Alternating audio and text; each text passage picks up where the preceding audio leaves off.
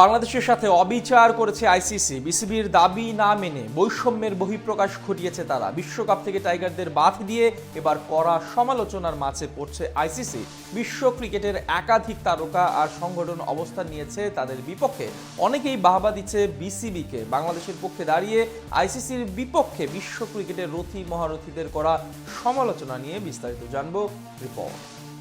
বাংলাদেশের সাথে আইসিসি যে আচরণ করেছে সেটা যে অন্যায় তা দুনিয়ার সবাই জানে, কিন্তু এত কিছুর পরেও কেউ আইসিসির বিপক্ষে যাওয়ার সিদ্ধান্ত নিতে পারেনি, যেটা করে দেখিয়েছে বিসিবি। আমিনুল ইসলাম বুলবুল সাহসিকতার সাথে যে ডিসিশন নিয়েছে তা ইতিহাস হয়ে থাকবে বহুদিন। আর এবার বাংলাদেশের পাশে দাঁড়িয়ে আইসিসির কড়া সমালোচনা করলেন ওজে সাবেক পেসার ও কোচ জেসন গিলেস্পি থেকে শুরু করে অনেকে। প্রায় 20 দিনের নাটকীয়তার অবসান ঘটেছে গতকাল। আনুষ্ঠানিকভাবে বিশ্বকাপ থেকে বাদ দেওয়া হয়েছে বাংলাদেশকে।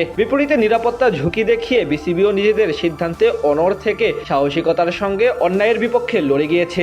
যার শুরুটা হয়েছিল মুস্তাফিজুর রহমান ইস্যু থেকে। রেকর্ড দামে আইপিএলে দল পাওয়ার পরেও অপেশাদারভাবে তাকে বাদ দেয় বিসিসিআই। যেহেতু একজন ক্রিকেটারকে নিরাপত্তা দিতে পারেনি ভারতীয় ক্রিকেট বোর্ড, সেখানে প্রশ্ন থেকে যায় পুরো একটি দলকে কিভাবে রক্ষা করবে তারা। ঠিক সেই কারণেই ভারতে গিয়ে টুর্নামেন্ট খেলতে অস্বীকৃতি জানায় বিসিবি, যেটা কিনা বৈধ দাবি বলা যায়। কিন্তু এর পরেও কেন আইসিসি তা মেনে নিল না, সেটাই এখন প্রশ্নের বিষয়। এখান থেকে তাদের নিরপেক্ষতা নিয়ে সন্দেহ সৃষ্টি হয়। কারণ একই কারণ দেখিয়ে অতীতে ভারত পাকিস্তানে এশিয়া কাপ এবং চ্যাম্পিয়ন্স ট্রফি খেলতে যায়নি। তখন কিছু বলেনি ক্রিকেটের সর্বোচ্চ নিয়ন্ত্রণ সংস্থা। নিজ দেশে ফাইনাল আয়োজন করতে পারেনি পাকিস্তান। ভারত ফাইনালে যাওয়ায় শিরোপা নির্ধারণী ম্যাচ হয় দুবাইয়ে।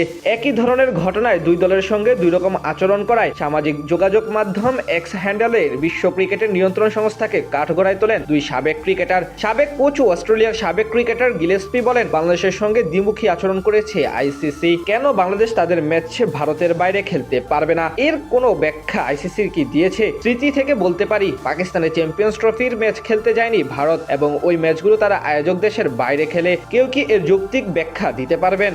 এদিকে বাংলাদেশের পক্ষে দাঁড়িয়ে কথা বলেছে world cricketers association. ICC T20 বিশ্বকাপ 2026 থেকে বাংলাদেশকে প্রত্যাহার আন্তর্জাতিক ক্রিকেটের জন্য একটি উদ্বেগজনক ও ক্ষতিকর ঘটনা হিসেবে উল্লেখ করেছে সংগঠনটি। তারাও বাংলাদেশের সাথে যেটি হয়েছে সেটিকে দুঃখজনক বলে ব্যক্ত করেছে। এছাড়া পাকিস্তান সাবেক অধিনায়ক শহীদ আফ্রিদি সরাসরি বাংলাদেশের পক্ষে দাঁড়িয়ে আইসিসির কড়া সমালোচনা করেছেন। তিনি মনে করেন সব দেশের জন্য নিয়ম একইভাবে প্রয়োগ করা উচিত আইসিসির এবং তাদের উচিত বন্ধন গড়ে তোলা এবং সেটা নষ্ট না করা। এছাড়া বলেন, বাংলাদেশ ও আইসিসি ইভেন্টে খেলা একজন সাবেক আন্তর্জাতিক ক্রিকেটার হিসেবে আমি আইসিসির অসঙ্গতিতে ভীষণ হতাশ। তারা 2025 সালে পাকিস্তান সফরে না যেতে ভারতের নিরাপত্তা সংখ্যাকে গ্রহণ করেছিল। এবার মনে হয়েছে তারা সেই একই বোঝাপড়া বাংলাদেশের ক্ষেত্রে প্রয়োগ করেনি। সব মিলে বলা চলে, বাংলাদেশকে বাদ দিয়ে আইসিসি যে সিদ্ধান্ত নিয়েছে এটি এখন বিশ্বমহলে নিন্দিত।